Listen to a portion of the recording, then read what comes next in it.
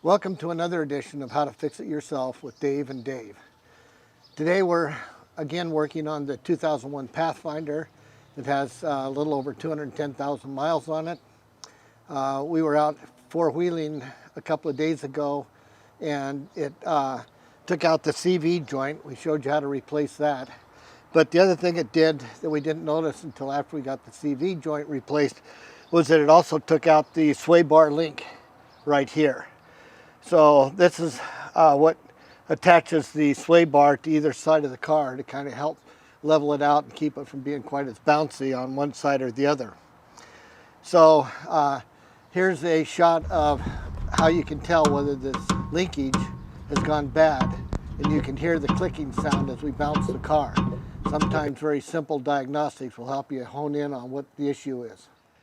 So the linkage is attached to the strut tower or the shock, whichever you want to call it, on the top, which holds it steady to the frame, or at least to the wheel assembly, I should say.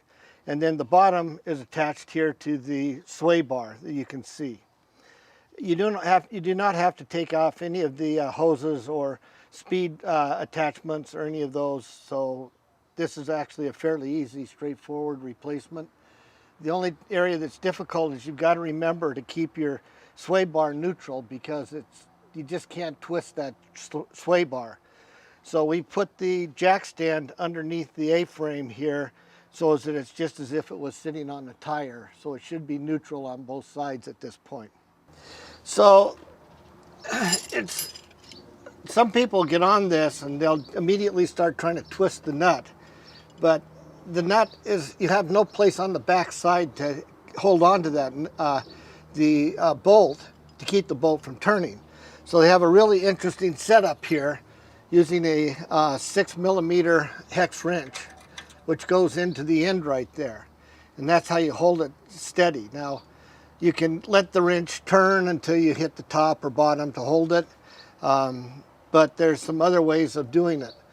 Once you get it loose, then you can use another item that we'll show here shortly. But the way I'm going to do it is I'm not going to use a small wrench. I'm going to use a hex socket and put a 19, this one is a 19mm. The one we're going to replace it with is uses a 18mm nut. But you just hook it together like that, and then you can, while holding the bolt solid, you can start turning the nut. Okay, now once you get it loose, then my preferred item, come on out of there, is to go to a ratcheting, and the ratcheting one won't fit. So we're just stuck with trying to pull that off of there. Now once it gets loose enough, you may not need to hold that. So this one is loose enough to where we don't need to hold it. So we can go ahead and use a socket set or anything else to finish taking it off. But before we get that far, I'm going to go ahead and loosen up the bottom one, and then we'll just pull that right off. And again, you can use whatever technique you want once you get the nut loose. And here on this one, because we've got a lot of room, I can actually go to that ratcheting socket and remove that a lot quicker.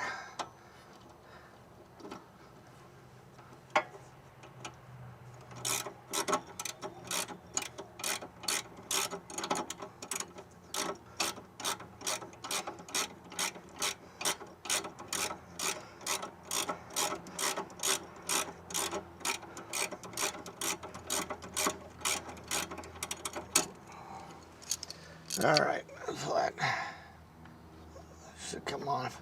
Now you can see that this is wiggling, so you know that we've got the tension off of the sway bar, so that'll make it easy to put the new one in and to take this one out, matter of fact.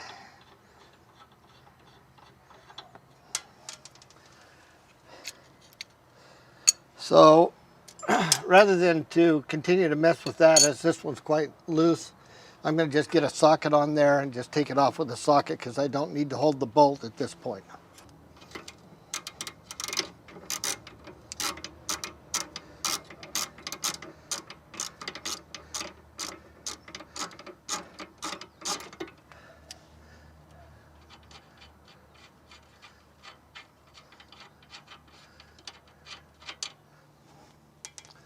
All right.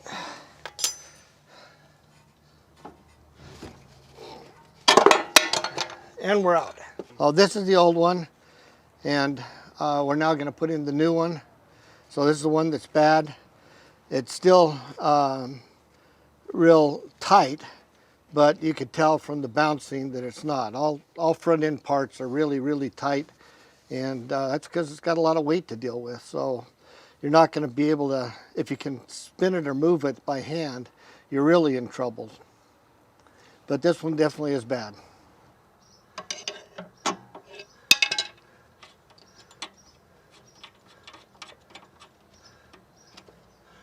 Okay, and get this nut started.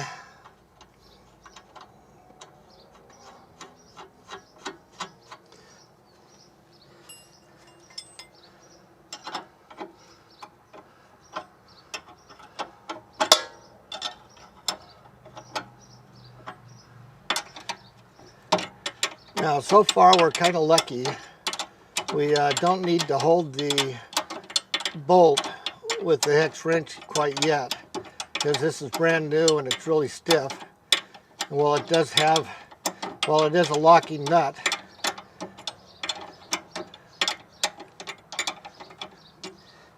if it is a locking nut, which it should be, if it's not, I'd take it back and get a good one.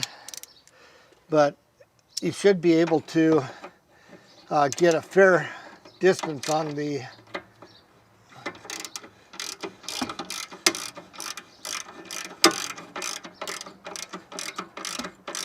nut before the shaft starts turning.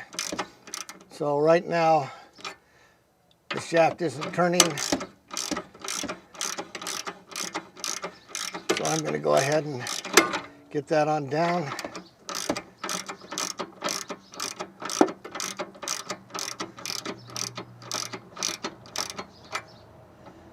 There we go, we're almost there. And then of course we'll use the we'll lock that shaft up with the hex nut, or with the hex wrench, just before we put the final torque on it, because we don't want it turning.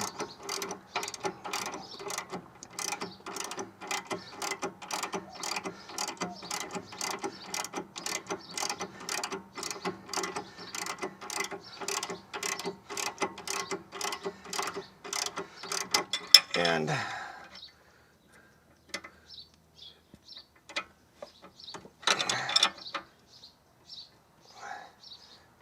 oops,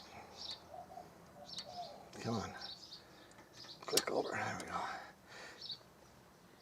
we go. I'm going to get good and tight. There is a torque spec on this, but I don't have the setup for doing the real torque.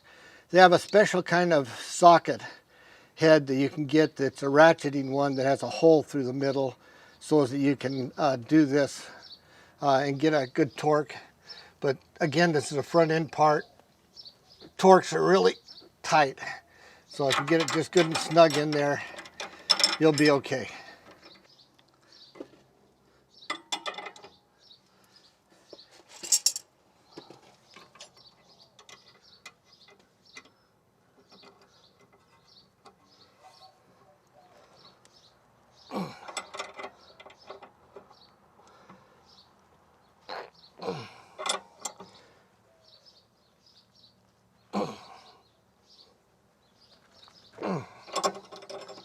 All right.